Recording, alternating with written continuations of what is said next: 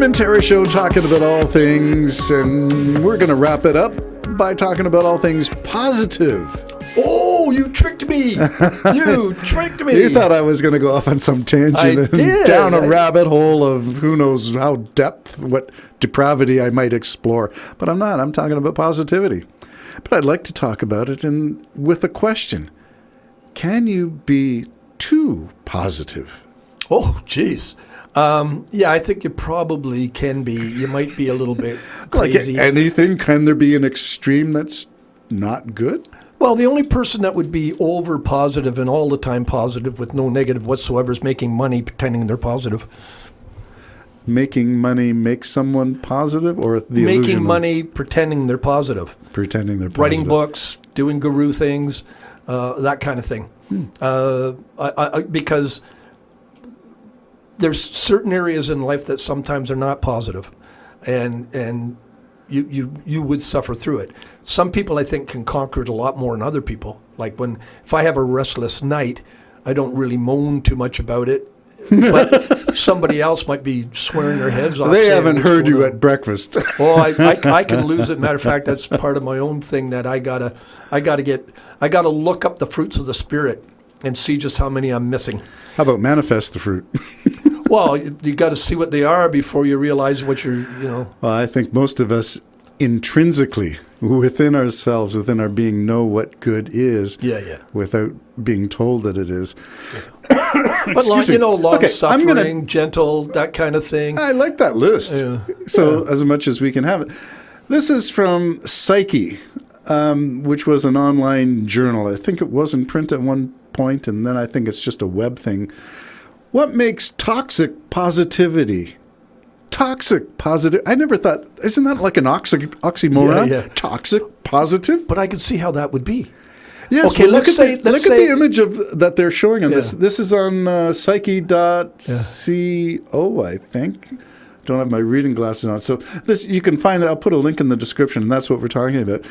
And this is like a girl like the Instagram influencers, the TikTok influencers. Yeah. You got to always have this shtick that makes you look like you're so in charge of life. But imagine how annoying that would be.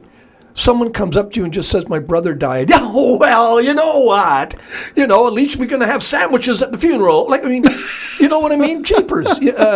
How can you be all the time? Yes. There's got to be a time when you go, a tear comes to your eye because of something that's moved you. I'm sorry, I don't know what to say. Yeah. Maybe just being quiet. Maybe. Instead of platitudes. But then don't wonder why the person comes up and smacks you so hard in the head. All right, so this is looking at positivity, and again, I'm just pointing it out. It doesn't mean that it's all true all the time, as we know that most of these things are not true all the time for all people. But it is an interesting hypothesis that there is something called toxic positivity. And is that different from a healthy attitude? I would think so. I could use a better attitude. I could use more positivity in my being. And I'm going to try to work on that. Surround yourself with some nice people. Wait a minute, you go to church. Oh, what's that saying? Actually, church is very positive for me on a Sunday. Okay, so maybe you need to go to church more. Maybe not a board meeting, but... okay, go to fewer board meetings and go to church more. Yeah. Oh, church has been great. We just baptized another 26 Persians just on Sunday, and the Sunday before that. There's a real market for Persian baptisms. Well, there's quite a large congregation, and they don't have baptismals, and they're doing it right, in my opinion. They're not building churches either. They're just using other people's churches, and I think that's great. We can learn from that. Now, do you subscribe to the theory of much water, much faith? In other words, you need a baptismal tank, which is why your church is being selected, because you do have a tank. Yeah, well, I mean, if you do believe in baptisms, and I do, I don't think you're going to hell if you're not baptized, but I do believe if you can make a sound decision to be baptized, it's wise to do so, and so you have to have a place to baptize. But when I think of, the eunuch and Philip, the eunuch just said to Philip after he heard the gospel, there's some water. Why can't I be baptized? And he got baptized right then and there. So I like our approach. I had a rough meeting with the leader of one of the leaders of their denominations, and I was convinced that his congregations are true believers. They know what they're doing and everything else. And so, yeah, baptize as many of them as can. Get it baptized. Get it done. It's always a good experience for the baptized. For the baptized? The baptized. Yeah, The person being baptized. The baptized. And in this particular case, because they're Persian, a lot of them are sad for their home country, sad for the people that are being put to death because they're Christians and can't express their faith.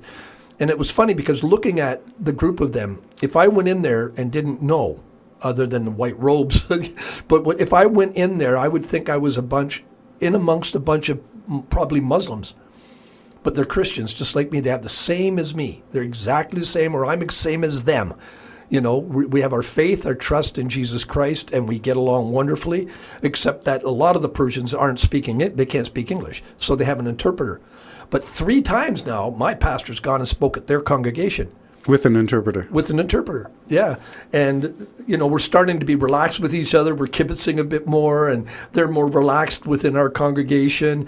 And it's funny. You're really a good thing. You're using a Jewish term, kibitzing. Yeah. From a kibbutz. Isn't it funny? But kibitzing, I have the wrong meaning what kibitzing is. Kibitzing is actually speaking. It isn't what I think. Which was associating. Because I said to Christina in one of my apologies, I said, I'm sorry I was kibitzing with your son. And she didn't know the meaning of the word. So she looked it up, and it meant something about speaking your mind or speaking out of turn or speaking in turn or something. If you can find it, that'd be interesting. Unless she tricked me again and spelt it differently and I couldn't see with my eyes. It means to speak informally or chat. Yeah. And I always thought it was goofing off or making fun or kibitzing. Well, yeah, you were thinking of more levity. Yeah. Or just kibitzing around. Well, a kibbutz should be something that you have fun doing. I mean, those are communities. Should you not be in a positive state? To turn it back into our toxic positivity. I don't know how we got off. Yeah, well, I was going to link it into, is it possible that our religious associations are toxic positivities? In other words, there's too much. The expectations are so high. The standard is Jesus. Just be a leader of the church, and you'll find that ain't true. You find out your share of naysayers. Well, there's different levels too. There's different levels of who believe, what they believe, and what you speak of. There's certain groups that I associate with that the Holy Spirit might come up very, very faintly. Almost just not talked about. And there's others, like my pastor, which we can talk in depth about the presence of the Holy Spirit and his purpose here training us and leading us. So it's kind of good when you stop and think about it. People are developing in the things that they're attracted to within the faith. Okay, let's talk about your pastor talking about the presence of the Spirit. Is that something that is felt or something that is believed and discerned through your mind? Well, it can be both, actually, I think. The presence of the Holy Spirit can be something very much felt. I have felt that in heights. But also it is awareness of just taking it for faith value that the Holy Spirit's the one that's going to guide us, teach us, and direct our path. Jesus said, I will not leave you as orphans. I'm going to the Father. And if I go to the Father, I will send you the promised gift of my Father, the Holy Spirit. And he came to them at Pentecost, and the Bible also tells us those who accept Christ, you get a deposit of the Holy Spirit. The Bible also tells us to fan the Spirit into flame. I think just being aware of him, trying not to grieve him, trying not to do things that are against God's will, helps fan it into flame. And then, that's a lot of effort in there. Is belief really effortful as opposed to effortless? I don't know. I don't find it full of effort. I really don't. I find it full of surrender, maybe. Surrender takes an effort because ego's in there. I guess. You got to surrender self. Yeah, I guess. Die to self type thing. But that's a constant battle because self is there all of the time. The old man, as they call it.